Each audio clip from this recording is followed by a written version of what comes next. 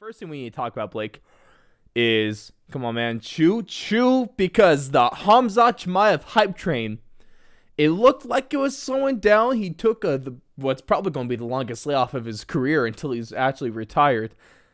He comes back against a top 15 fighter. And the Leech is a solid fighter. He is a solid welterweight. And he absolutely runs through him like he was a feather. Come on, man. What a performance this was. And what do you think about Khamzat Chimaev? And what's your biggest takeaways from this fight? I mean, the guy just doesn't get touched. It's crazy. You don't, I mean, What's that, like over 200 shots and 200 significant strikes landed in 4 fights in the UFC, and he's absorbed 1. yeah. So, I mean, What? he's on another level right now, and he's only going to keep, going up there in competition, unless, of course, he fights Nate Diaz, which I think would be weird. But, yeah, I want to just keep seeing this guy fight, more and more higher level competition just to see, like, is this guy really that much of a problem? Because it just seems like no one even has the beginning of an answer for what he can, get accomplished in that octagon. Man, it's crazy where he started off the fight by picking Lee up like he was nothing, and then I think he was looking at Dana White and trying to say something to him, right? Yeah, he carried him over to where Dana was sitting and then was just kind of chatting with him. Then slammed him. Yep. And then he had a rear naked choke in. Didn't get with one arm, so he just switched to the other and finished it. And yeah, I mean, he just kept fighting Lee out cold. Yep. Wow. That was relentless. He's scary, man. He's just a mauler. I think that's the best way to put it. He smashed him.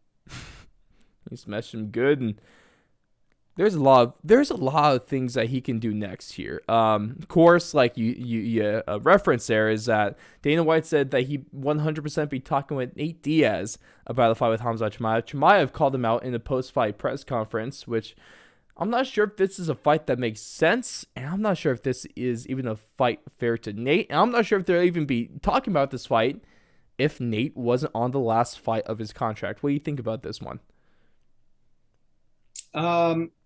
It's good name value to carry the Khamzat hype train, but I think any fan of the UFC and of fighting in general knows, like, that's not a good matchup for Nate. That's not something that, like, would be a fun matchup to watch. You would kind of just, I think in the vast majority of people's opinions, you would just watch Khamzat do the same thing he did to Leech, basically. I think it might be quicker.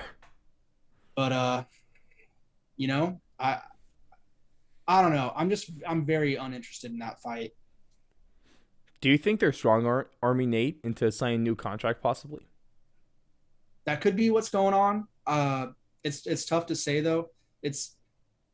I don't know. It'd be really weird. I mean, you hear all the fans clamoring for Tony versus Nate, and then it's crickets, and then nobody is asking for Khamzat versus Nate. I don't know a real fan that wants this, man. No one wants to see Nate die. Yeah, and that's all that the UFC's pushing. I mean, Dana's doing several interviews now talking about it. It just doesn't make sense to me. I mean, it really doesn't. No, it doesn't feel right. And I'd much rather Vicente Luque versus Nate Diaz too. Is Nate even ranked in welterweight? I don't even think he's ranked in welterweight, is he? He's just not ranked. Yeah. So I don't think he's ranked in general. Well, it's weird because name value's there, but actual ranking competition is not there. And that's what I'm looking forward to most out of Khamzat Chimaev right now. I'm looking for a top 10, hell, maybe even top 5 opponent. Maybe if we just take the whole Nate talk out of the picture, what do you think is next, or what do you think is most ideal for Khamzat Chimaev? I like Neil Magny calling him out. Yeah. I mean, I respect really, Neil for being so like consistent with his call out of him. He's been on this for a year. Yeah, and I mean, other than Neil, I mean, there's tons of guys, right? There's Jeff Neal, there's Bilal Muhammad, Jorge Masvidal, Michael Chiesa, Stephen Thompson, Vicente Luque. I mean, all of these guys would be good. And even if you go lower than Leach, right? You got a Sean Brady, a Daniel Rodriguez. I mean, there's really good matchups in there that could really test Khamzat. And I just don't think Nate is a superstar on his own, doesn't need to be in a specific weight class.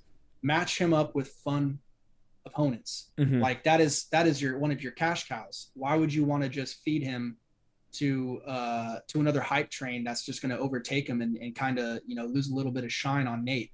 Maybe it is Nate's last fight in the UFC. I don't know. Maybe he doesn't renegotiate and doesn't re-up with the UFC and goes and fights Jake Paul. I don't know, but still, why would you want to take that chance? I'm glad you actually said it. I really want to see him slap Jake Paul now. It would be fun. But yeah, I mean, I don't know why you would pit two superstars that just really are kind of on different trajectories right now against each other.